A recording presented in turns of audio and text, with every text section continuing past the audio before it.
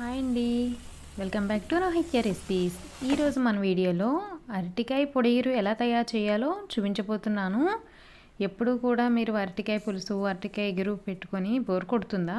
అయితే ఒక్కసారి ఇలా అరటికాయ పొడిగిరు వేసి చూడండి. చాలా ఇష్టంగా తింటారు ఇంట్లో వాళ్ళందరూ కూడా. పప్పుచారు తాలింపు పెట్టుకొని ఇలా అరటికాయ పొడిగిరు అందులో నంచుకొని తింటే చాలా టేస్టీగా ఉంటుంది.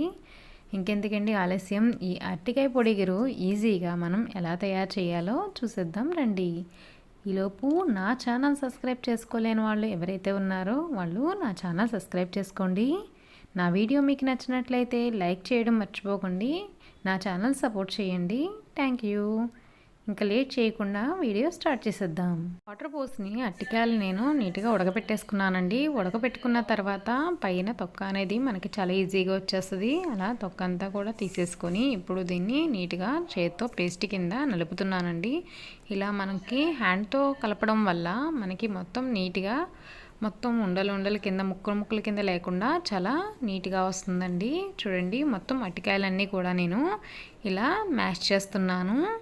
ఇలా మ్యాష్ చేసుకుంటే మనకి అరటికాయ పొడిగిర అనేది చాలా చక్కగా వస్తుంది.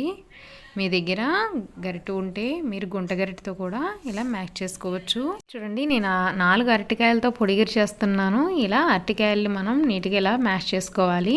మ్యాష్ చేసుకున్న తర్వాత స్టవ్ మీద బాణీ పెట్టుకొని ఒక 5 స్పూన్స్ ఆయిల్ అనేది యాడ్ చేసుకోవాలి. తర్వాత 2 స్పూన్స్ పచ్చెనగపప్పు, 2 స్పూన్స్ సాయి మినపప్పు యాడ్ చేసుకుని ఒకసారి మనం మిక్స్ చేసుకోవాలి.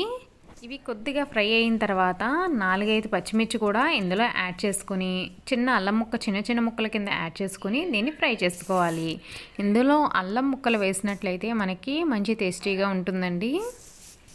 ఇలా లో ఫ్లేమ్లో పెట్టుకొని ఒకసారి తాలింపును మనం ఫ్రై చేసుకోవాలి. ఇది కొద్దిగా ఫ్రై అయిన తర్వాత ఒక చిటికెడు పసుపు కూడా యాడ్ చేసుకుని ఒకసారి ఇలా మిక్స్ చేసుకోవాలి. ఇవి కూడా ఇలా ఫ్రై అయిన తర్వాత 2 ఎండుమిర్చిని మనం ఇలా కట్ చేసుకుని ఇందులో యాడ్ చేసుకుని మళ్ళీ మనం లో ఫ్లేమ్లో పెట్టి ఫ్రై చేసుకోవాలి. ఇందులో కొంచెం కరివేపాకు కూడా వేసుకొని ఇలా ఫ్రై చేసుకోవాలి.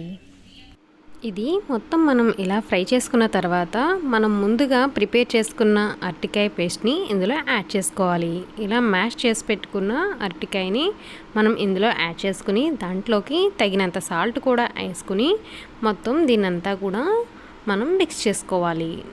ఈ మిశ్రమం మొత్తం ఇలా మిక్స్ చేసుకోవాలి.